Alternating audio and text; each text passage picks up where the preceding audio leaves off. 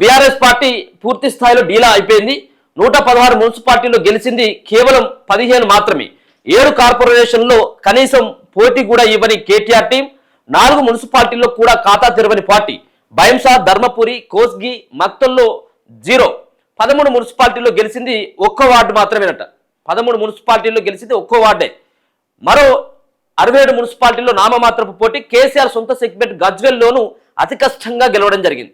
మనం చూసుకోవచ్చు రోజు రోజుకు ఇక్కడ ఉన్నటువంటి బీఆర్ఎస్ పార్టీ చాలా సంబంధించినటువంటి తప్పుల మీద తప్పులు. ఏదైతే అసెంబ్లీ ఎన్నికల్లో ఓడిపోవడం, పార్లమెంటు ఎన్నికల్లో 0కి పరిమితం అయిపోవడం, మొన్న జరిగినటువంటి జూబ్లీహిల్స్ కావచ్చు, అంతకంటే ముందు జరిగినటువంటి కంటోన్మెంట్ ఎన్నికల్లో మరి వాళ్ళ యొక్క సిట్టింగ్ స్థానాలను నిలబెట్టుకోకపోవడం, సర్పంచ్ ఎన్నికల్లో వాళ్ళు అనుకున్నటువంటి స్థాయిలో రిజల్ట్స్ రాకపోవడం, ఇప్పుడున్నటువంటి మున్సిపల్ అండ్ కార్పొరేషన్ ఎన్నికల్లో కూడా బీజేపీ పార్టీ రోజు రోజుకు ఇంకా ఢీలా పడుతుంది తప్పించి కొంత అది పైకి లేసేటువంటి పరిస్థితి ఇప్పట్లో మాత్రం కనబడట్లేదు. మరి ఒక పక్కన కేసీఆర్ బయటికి రాకపోవడం కావచ్చు, గెలిచిన తర్వాత కూడా వాళ్ళకి అహంకారం తగ్గకపోవడం కావచ్చు, వాళ్ళు 10 సంవత్సరాలు దోచుకున్నటువంటి దోపిడీలు కావచ్చు, మరొక పక్కన వాళ్ళు చేసినటువంటి కబ్జాలు కావచ్చు, వాళ్ళు చేసినటువంటి కమిషన్లు కావచ్చు, వీటన్నిటి కూడా ఇంకా 2.5 సంవత్సరాలు అయిపోయినప్పటికీ కూడా ప్రజలు ఎక్కడ కూడా బీఆర్ఎస్ పార్టీని విశ్వసించట్లేదు అనడానికి ఇవన్నీ కూడా నిదర్శనంగా మారిపోతా ఉన్నాయి.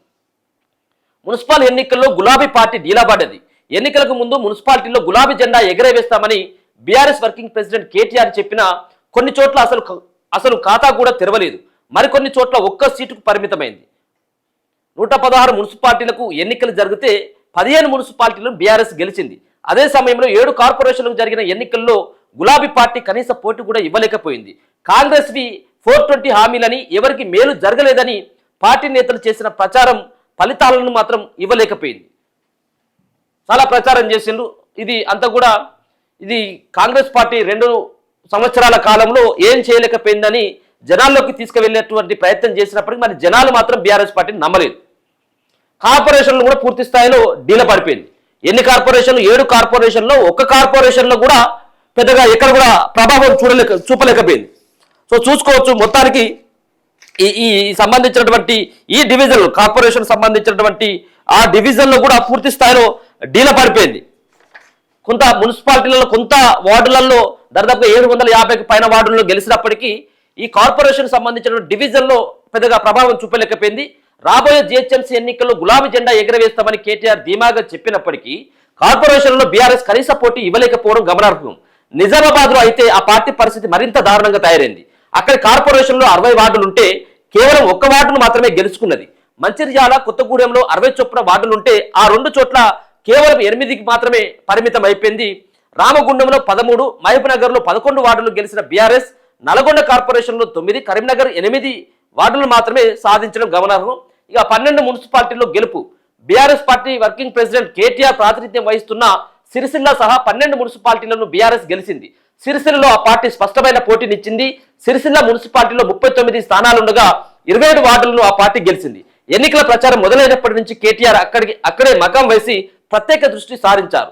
సిరిసిల్లతో పాటు గడ్డపోతారంలో 18 వార్డులు ఉంటే 14 వార్డులు, అలాగే తొర్రూరులో 16 వార్డులకు 9, గుమ్మడిదలలో 22 వార్డులకు 15, చెరియాలలో 12 వార్డులకు 7, దుబ్బాకలో 11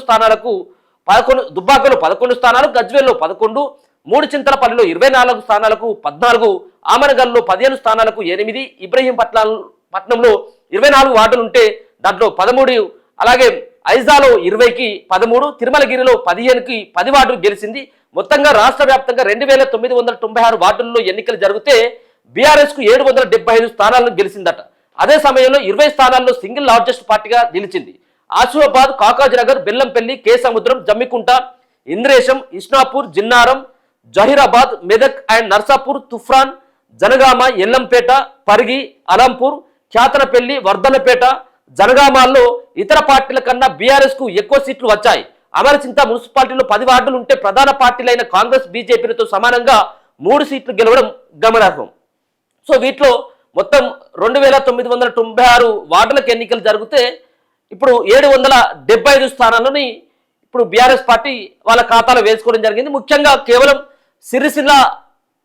సిరిసిల్ల సంబంధించినటువంటి ప్రాంతంలోనే ఎక్కువగా కేటీఆర్ ఫోకస్ చేయడం జరిగింది. సిరిసిల్ల ఆయన సొంత నియోజకవర్గం కాబట్టి దాంట్లో ఆ ప్రాంతాన్ని, అలాగే గజ్వేల్, ఇక్కడ తొర్రూరు, సో కొంత ప్రభావం చూపినటువంటి ఇక ఇక్కడ నల్గొండ, ఖమ్మం కావచ్చు, మహబూబ్ నగర్ కావచ్చు, ఇట్లా కరీంనగర్ కావచ్చు, ఈ ఈ ఈ ప్రాంతంలో కాంగ్రెస్ పార్టీ హవా మాత్రం స్పష్టంగా కనపడది.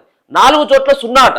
పలు మున్సిపాలిటీలో గులాబీ పార్టీ ఖాతా తెరవలేకపోయింది. 4 మున్సిపాలిటీల్లో ఒక్క వార్డును కూడా గెలవలేదట. భైంసా, ధర్మపురి, కోస్గి, మక్తల్ మున్సిపాలిటీల్లో బీఆర్ఎస్ అభ్యర్థులు అన్ని వార్డుల్లోనూ ఓటమి చవిచూశారు. మరో 13 మున్సిపాలిటీల్లో ఒక్కొక్క స్థానాన్ని మాత్రమే గెలిచింది.